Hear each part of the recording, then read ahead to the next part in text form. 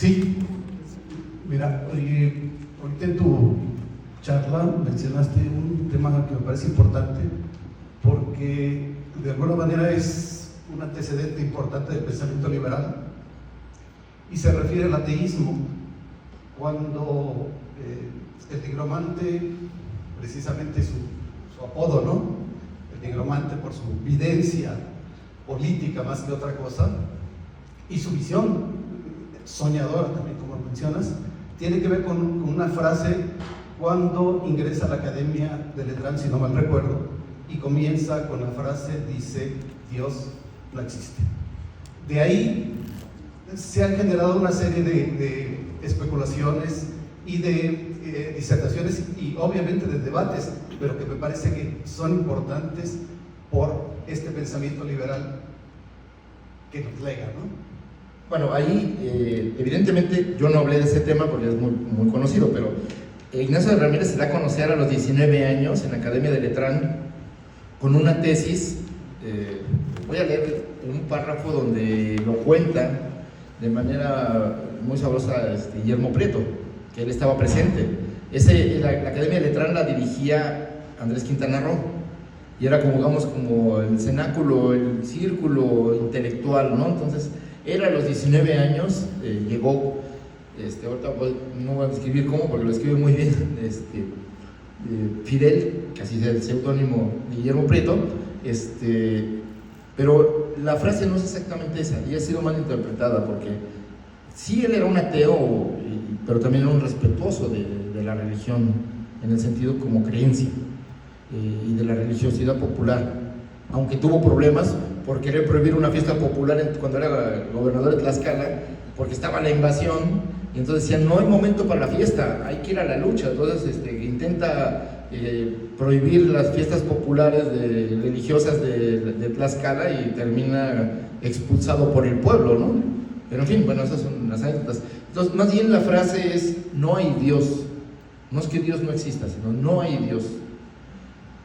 En el sentido de que los seres de la naturaleza se sostienen por sí mismos, pero no es que negara la existencia de Dios, porque dice Dios sí, o sea, Dios existe en la medida en que pues, se cree en él y hay etcétera, etcétera, ¿no? Ahí se adelanta a Wittgenstein sobre la idea de que las cosas existen en la medida en que las nombramos. Entonces él lo dice un poco en ese sentido, pero al mismo tiempo reafirmando el hecho de que las leyes de la naturaleza, la ciencia, establecen que pues, la dinámica del mundo se mueve por las leyes de la naturaleza, no por una inspiración divina o por una fuerza divina. Ese es, digamos, el centro del debate. Pero como Guillermo Prieto lo cuenta en sus Memorias de mis tiempos, dice, el 18 de octubre de 1836, el jovencito de 19 años, Ignacio Ramírez, se acerca a este lugar y dice Guillermo Prieto, en el auditorio reinaba un silencio profundo.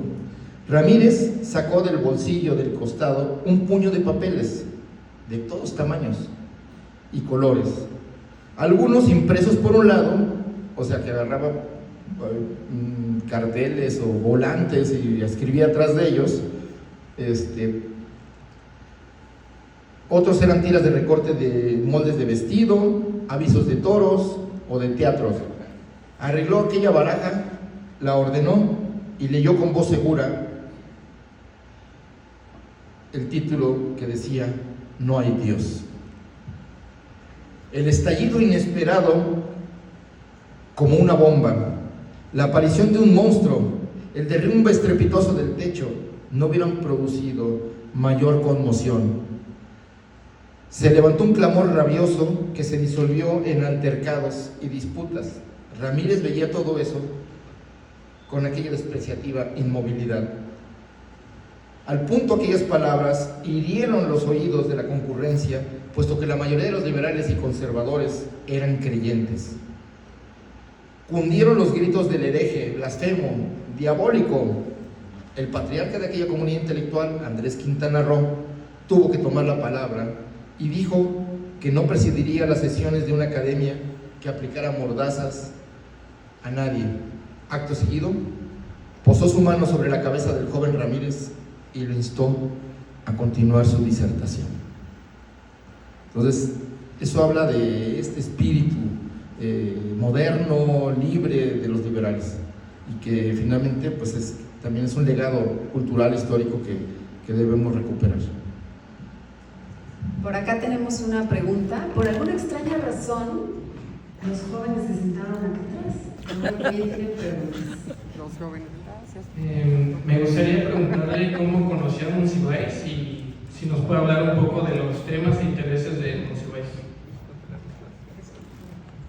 Bueno, está un poco difícil porque los temas de Carlos Monsiváis de interés eran todos.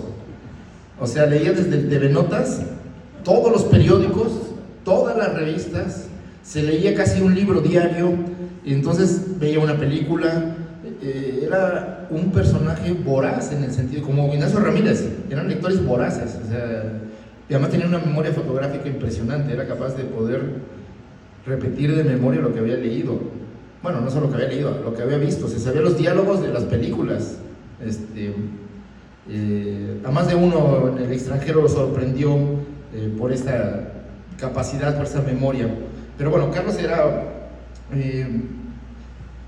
pues un hombre en el sentido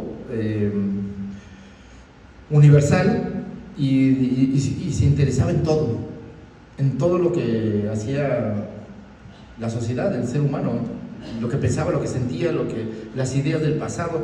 Incluso es el único persona que conozco que se leyó toda la literatura de los conservadores, hasta las ediciones personales de la señora de Guanajuato o de la Colonia del Valle, que escribió un libro en una editorial privada que nadie conocía y que no se distribuía en librerías. Él no sé de dónde lo sacaba y lo leía. O sea, a él le interesaba el pensamiento, la palabra, incluso de los que no estaban de acuerdo con él, porque le interesaba por qué la gente pensaba lo que pensaba, qué motivaba a la gente a hacer lo que hacía. Entonces tenía una curiosidad infinita, y como esa curiosidad infinita tenía una capacidad de entendimiento, de comprensión y de una memoria que le ayudaba a sortear hasta las prosas más difíciles de entender, para escudriñar los motivos pues del corazón, los motivos de la razón o otro tipo de motivaciones que la gente pueda tener, ¿no? Entonces, yo como conocí a Carlos, pues yo lo conocí leyéndolo. Para mí fue una referencia desde el bachillerato. Primero conocí a Elena Poniatowska con La Noche de Tlatelolco, que para mí fue el libro que me cambió la vida. Saber que en mi país había estudiantes que luchaban por sus derechos y que fueron masacrados. Entonces a mí me llamó la atención porque ese libro está hecho a partir de los testimonios de los estudiantes. Entonces conocer esa historia a mí me cambió la vida, diciendo, bueno, ¿cómo puede pasar eso en donde vivo? ¿No? Y además, pues, en fin. Y después conocí el libro de Días de Guardar, donde habla también de esta experiencia, habla del 68, habla de la cultura, de la contracultura, de muchas cosas, pero son sus crónicas sobre el movimiento estudiantil del 68, una parte de este libro. Entonces, yo me acerqué a Carlos a través de la lectura, pero publicábamos, siendo estudiante de bachillerato, bueno, del CCH, teníamos una revista que se llamaba La Guillotina. Pensábamos que no había que dejar títere con cabeza, entonces hacer la crítica de todo, del poder, de la sexualidad, de la opresión económica, del desastre ecológico. Pero entonces no se hablaban de esos temas, ni en la escuela, ni en la sociedad, ni en los medios de comunicación. Entonces estábamos como fuera de lugar, ¿no? Hablando de cosas que pues, sí interesaban, pero que no había lugar, no había espacio, ¿no? De discusión.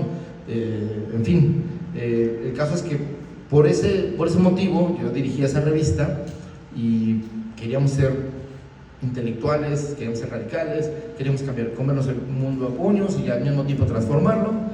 Y entonces, pues, la figura intelectual para muchos jóvenes que pensábamos así, pues era Carlos Monsiváis. Entonces, un día decidimos hacerle una entrevista para la revista e invitarlo a colaborar.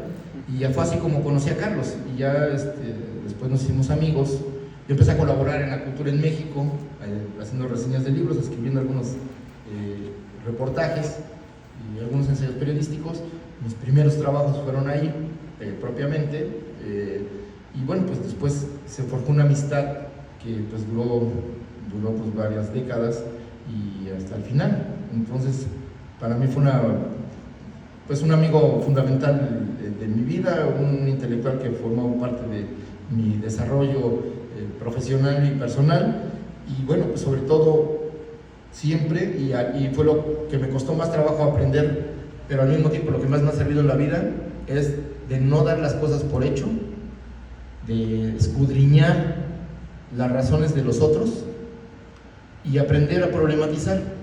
O sea, que las cosas no son blanco o negro, sino tienen muchos matices, y que si quiere uno transformar la realidad, hay que conocer esa realidad compleja, esa realidad rica, y tener la capacidad y la curiosidad de hacerlo. Entonces también eso pues es como la herencia de la amistad con Carlos que yo tuve, ¿no?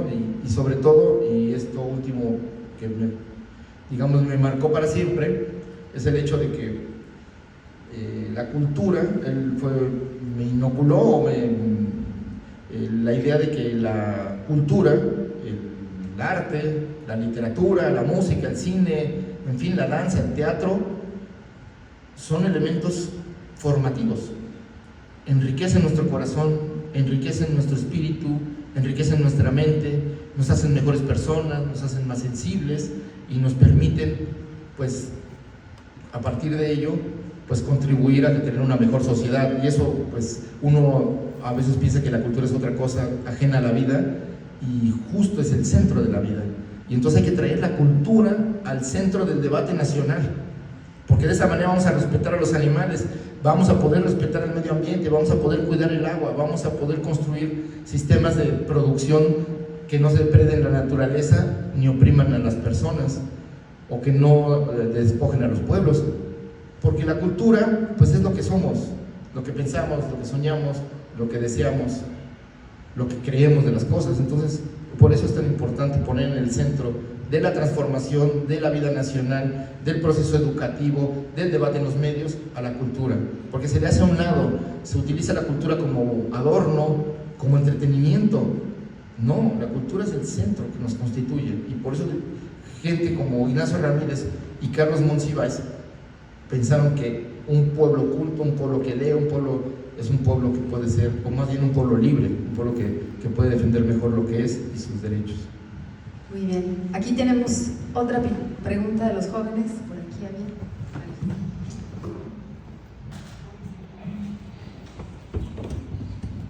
Bueno, pues antes que nada, muchísimas gracias, doctorante o doctora, no sé si ya tengamos que aplaudir ese grado.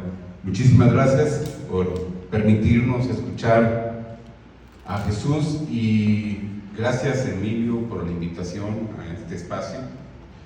Y bienvenido, Jesús, don Jesús. La verdad, se ve aquí mucho más fresco y mucho más joven que en la televisión. Venga más seguido a San Miguel, de ver, le caería bien. Pero también queremos aprovechar en lo particular, sí nos gusta aprovecharlo a los sanmiguelenses, dar las gracias.